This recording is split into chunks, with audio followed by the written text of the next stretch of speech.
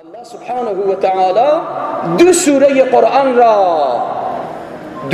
قرآن را با ویل آغاز می کند، چون خبر مهمی را می خواهد برساند و هر دو ویل مرتبط هست و ارتباط دارد به حق الناس.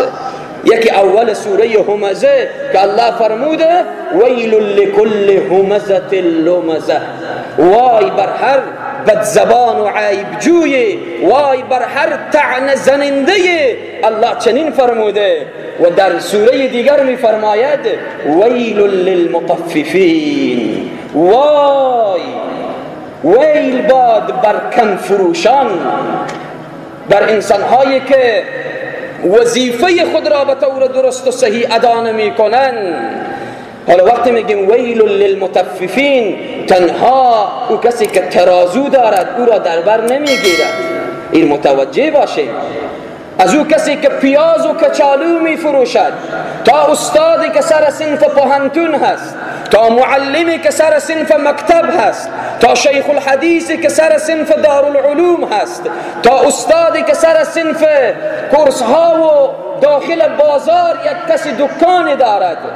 خلاصه تمام برنامه ها و اقشار جامعه را ویل للمطففین در بر میگیرد.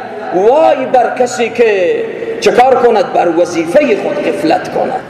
وای چای جهنم بر او هست، ویل بر او هست که کم فروشی کند، در وظیفه خود غفلت کند، فریبکاری بنماید، غش داشته باشد و دیگران را فریب بدهد.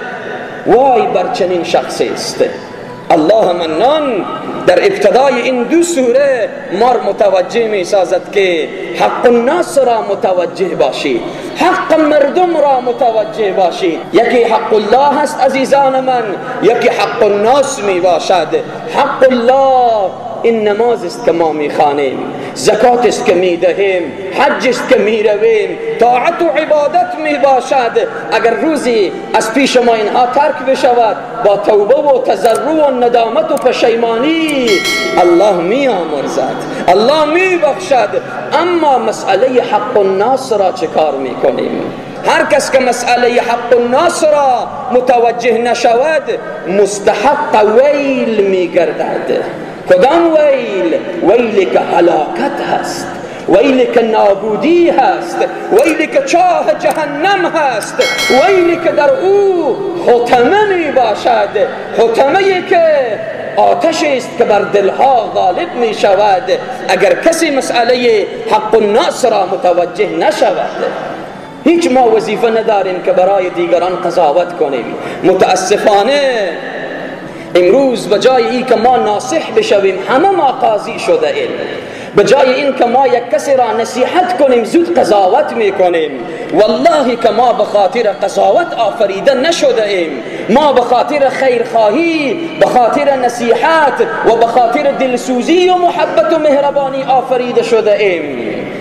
غیبت کسی را نکنیم تا غیبت ما را نکنند، دیگران را تحقیر نکنیم تا تحقیر نشویم، دیگران را دست کم نگیریم تا ما را دست کم نگیرند. ولو که یک کسی گناهکار و رسوا و شرمنده هست، کسی حق ندارد که او را مسخره کند، کسی حق ندارد که او را تحقیر کند. یک مسلمان باید نصیحت بشود.